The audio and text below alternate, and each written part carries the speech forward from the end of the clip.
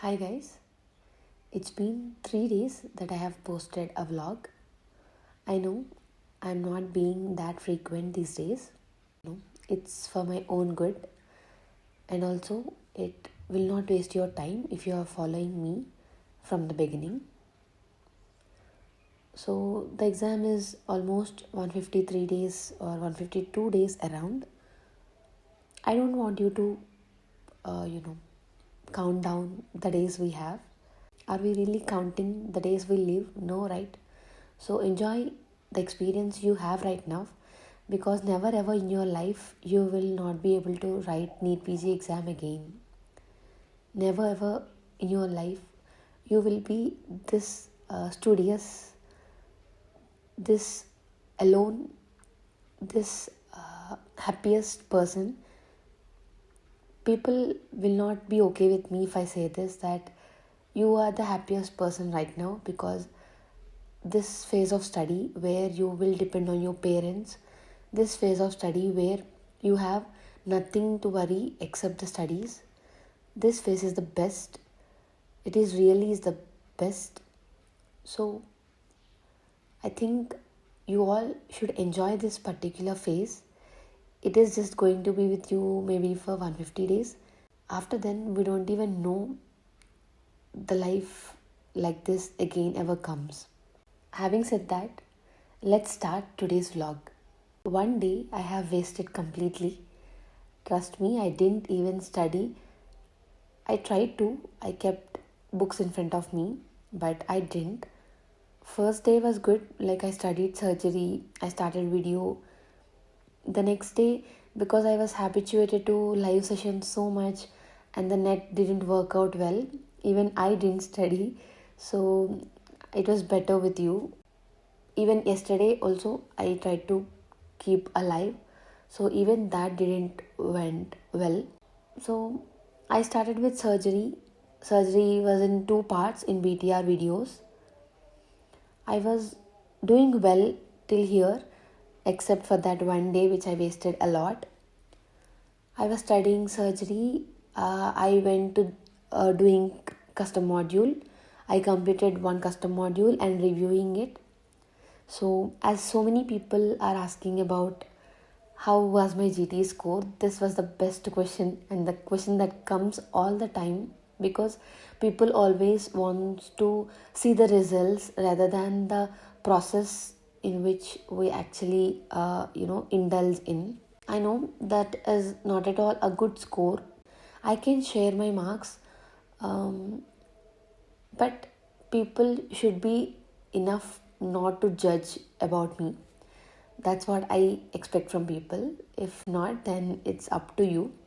So I have got 320 marks in Grand Test 2 of Marrow. I feel I am improving. I know it is not a good score, but the previous Grand Test were even worse. I really am not doing any good there. So I really feel that I am so far so good and I can improve a lot in the next coming exams. I know there are a lot of people telling that stop YouTube videos, or I have seen many people messaging that, ma'am, quit your job, or I have seen many of friends of mine or many of people around me telling that you are not improving your score. So how, miracles just happen like that. So you just have to wait.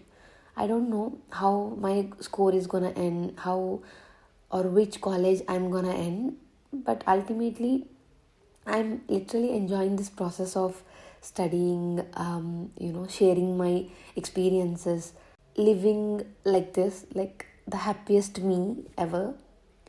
It doesn't matter the marks you score here, the marks you score in the Neet PG exam.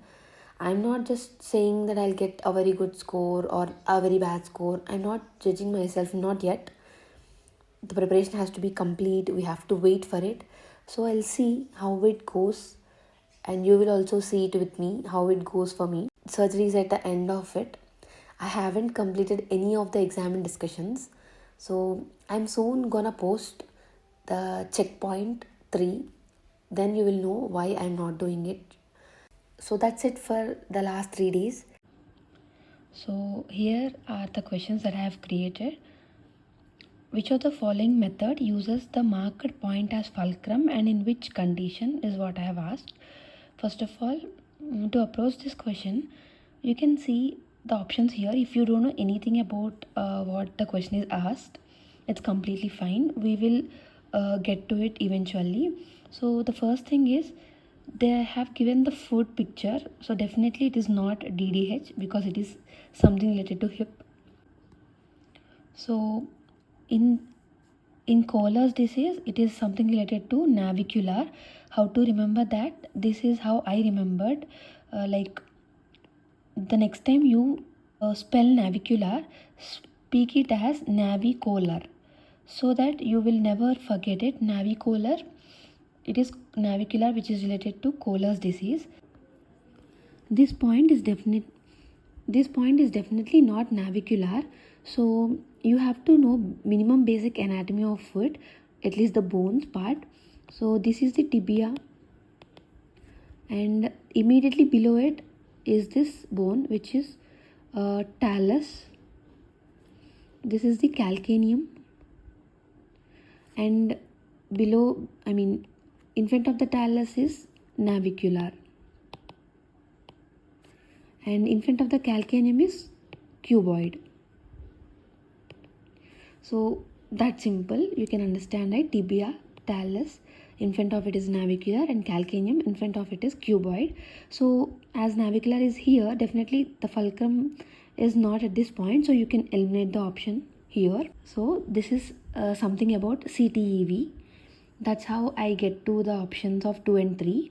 We have two methods in CTEV, that is Kite's and Ponsati's method. So Kite's method uses calcaneo-cuboid joint as fulcrum, and Ponsati's method uses head of talus as fulcrum. Because I usually forget this, that is why I have kept it as a question. If you are forgetting just like me, then it is something you have to remember now.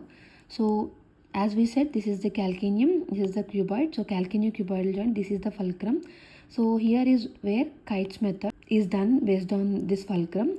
If it is marked somewhere here, then it would have been Ponsati's method. I hope this question is understood well, and also I think it is good. This question is very irritating, but we have to deal with this. So when exposed to more than 8 gray, patient had diarrhea. After radiation, we have different values and different side effects for the radiotherapy. But what they are asking is, what is the dose they are talking about? First of all, gray. What is the unit? That is what I am asking here. Valent and effective dose both are having SI units of sievert. Absorbed dose is what having gray as a SI unit, and radioactivity is where you will have SI unit as becquerel. So we may not remember conventional unit, at least remember SI units for now. The next time we can get better. So the answer would be absorbed dose is what they are talking about.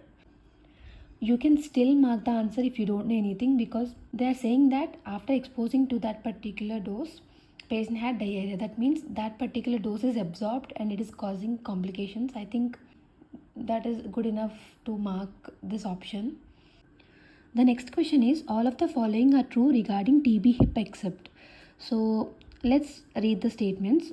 Most common affected part is acetabulum. That is true. So fibrous ankylosis, we have two ankylosis, bony ankylosis and fibrous ankylosis. Bony ankylosis is seen in TB spine. Fibrous ankylosis is seen in TB hip and knee. So definitely this is the right answer. Fairbank triangle and juxta-articular osteopenia. This may be a little confusing, but as we know, there is this triad which is there, which is known as Femister's triad, where we will have three components. One is periarticular, or this may also be called as juxta-articular osteopenia. Juxta-articular osteopenia, and also we have erosions. We have osteopenia, we have erosions, And we also have reduced joint space. Reduced joint space is very common feature. We see it in almost so many conditions like osteoarthritis and all. So this is what femoral triad is. So definitely this is also there. So the answer should be Fairbank triangle. What is Fairbank triangle? It is seen in congenital coxa vara. Then what is the triangle that is seen in TB hip? It is Babcock's triangle. So in TB hip, Babcock's triangle is seen. So don't confuse that with this. How to not confuse is, how I remembered it is, because TB is a bacilli. Babcock's triangle is something you can remember. So I hope you find these 3 questions useful and helpful. Let me know if you want some more sessions like this. I also wanted to add some of the mnemonics, which I usually don't keep mnemonics for everything because it is very difficult. I usually forget the mnemonic itself. So this is the main main thing that I always forget in surgery, like POD orange. I don't know which one is which. I always mark the wrong answer among them. This is a very famous, very frequently asked question. So if you are confusing in this question just like me, then I think you have to keep this in mind and go for the exam. I think you will not forget the next time. But trust me, you have to revise this mnemonic again, not just once. Then only you can remember. First thing is purely orange. What I remembered was orange. You will not eat the peel of the orange, that is skin, dermis. It is under the skin. So you don't eat the peel, you eat the sub peel. So the thing is subdermal lymphatics are involved here. Dimpling and retraction, if you can remember this, it will be so easy for you. You just have to look for C, T and I. You can see in retraction, you can see C, T and I, which is also there in lactiferous duct, C, T and I. Okay, don't look for TI, just look for C, T and I. So retraction, lactiferous ducts. So CTI, that is how you remember. And dimpling, C for LI, because ligament of Cooper.